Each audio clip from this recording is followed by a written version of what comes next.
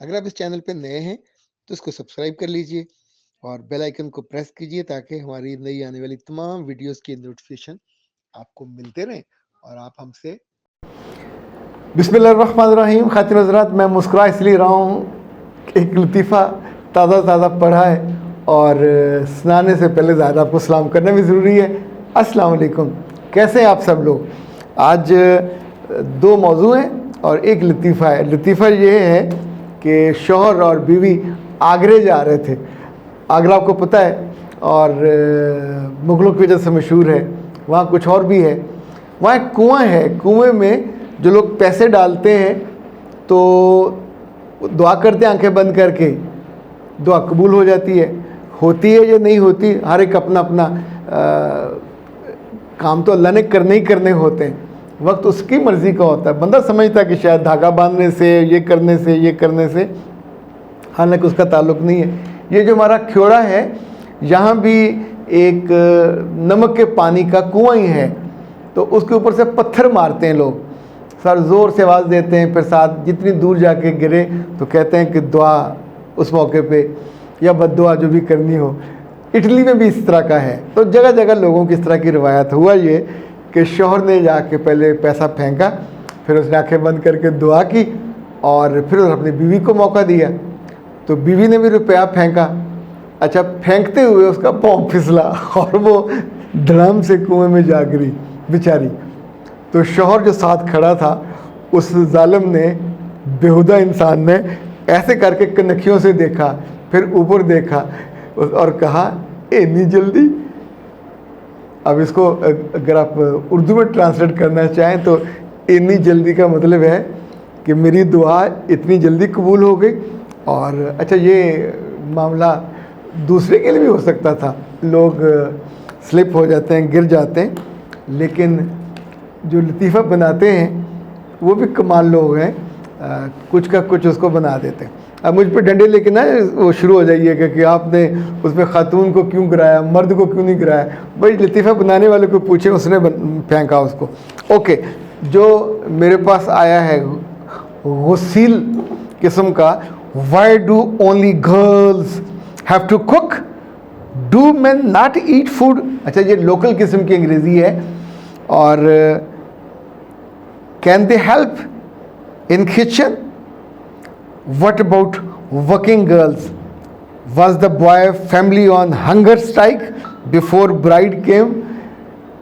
बीबी ये कह रही हैं कि क्या मेरे आने से पहले जो लड़के वाले थे ये भूख हड़ताल पे थे, खाना नहीं खाते थे, और सिर्फ मैं ही क्यों काम करूं? Why do only girls here to cook. बेटा, दुनिया भर में जो चीज़ भी है उसका एक पर्पज़ है। आप कभी ये नारा मारेगी कि मैं ही क्यों लिखती हूँ, तुम्हारी उंगली क्यों नहीं लिखती? या मोबाइल कल शुरू कर दे कि हर वक्त तो मुझे ही क्यों तंग करते हो, मुझसे ही क्यों आवाज़ें भेजते हो और आवाज़ें लेते हो। मेरे बच्चे, चीज़ों को अकल अल्लाह ने इसलिए दी है कि इस्तेमाल की जाए। आपका वैसे दुनिया ने अचार डालना है।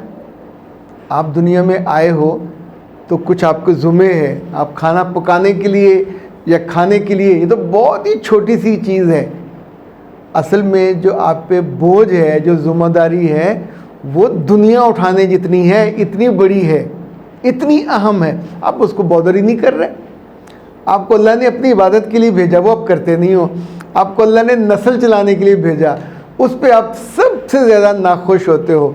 तो जब घर में हो और घरदारी चलनी है, वैसे क्या ख्याल है, मियाँ दिन भर कमाता हुआ वापस आए, वापस आके किचन में जाके आटा गूंदे, फिर रोटियां पकाए और आप उसको बर्ताओ, कैसा लगेगा? तो हर एक की काम की तकसीम है।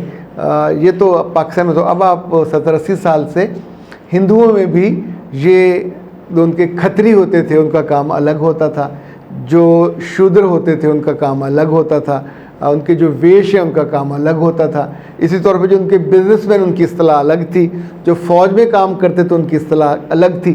पाकिस्तान में भी कुछ इलाके हैं जहाँ से सिर्फ फ़ौजी पैदा होते हैं, कुछ इलाके हैं जहाँ काश्तकार पैदा होते हैं, वो ज़मीन को सोना बना देते हैं। कुछ ऐसे हैं जहाँ से बहादुर होते हैं, कुछ ऐसे हैं जहाँ से लोग सिर्फ शादियाँ करते हैं, वगैरह वगैरह। सो मेरे बच्चे किसके हत्थे चढ़ गए हो, किसी बेवकूफ़ ने आपको पॉल्यूटेड कर दिया है। अच्छा खासा औरत का जहन साफ सुथरा नीट एंड क्लीन होता है। और पिछले दिनों खातून अपनी बेटी को लेके आई और वो यूनिवर्सिटी में पढ़ती है। उसने कहा मेरी सहेली छोड़ के चली गई, मैंने भी छोड़ देनी है। तो मैंने पूछा जब वो सहेली तुम्हारी नहीं थी तो तब तुम्हारी तालीम नहीं होती थी? तब भी तो थी। अच्छा सहेली कहीं और ब्याह के चली जाएगी तो क्या पीछे पीछे जाओगे? इनफैक्ट हम अपने आप को लाम डोरी क्यों बना लेते हैं?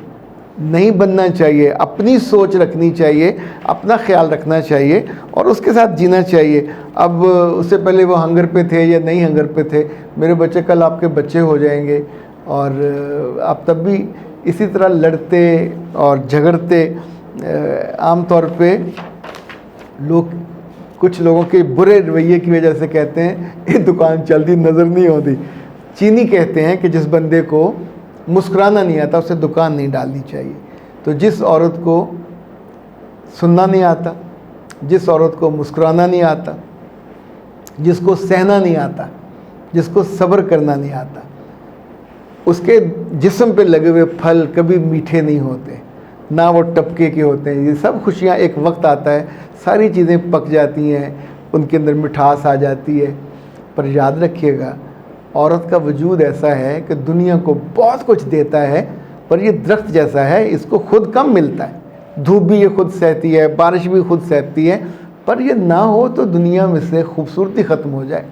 दुनिया में से जो समझे मोहब्बत है, केयर है, उसकी छाया वो ख़त्म हो जाए तो आपको तो बड़ा मुकाम और मर्तबा है। ये इस तरह का ना हरकत फरमाइए। खातिर हज़रात, आप सबको ओलंपिक्स में गोल्ड मेडल मुबारक हो।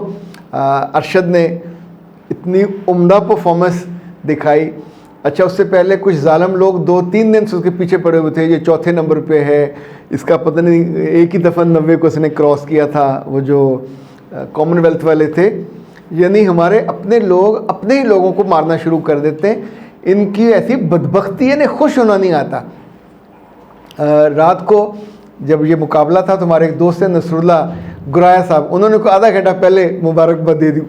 लोग उन पे चढ़ दौड़े कि तुमने क्यों आधा घंटे पहले मुबारक, तो मुकाबला हुआ नहीं है, पता नहीं जीते कि ना जीते। खैर जब मुकाबला शुरू हुआ तो मैं और मेरे बच्चे हम सब लोग बैठे बहुत देर से इंतज़ार कर रहे थे और हमको ख़तरा जो था वो धीरज से था, जो धीरज चोपड़ा इंडिया वाला था, चूँकि उसकी ट्रेनिंग पे लाखों नहीं करोड़ों रुपए लगे थे, मुख्तलिफ मुल्कों में जाकर उसकी ट्रेनिंग कराई थी।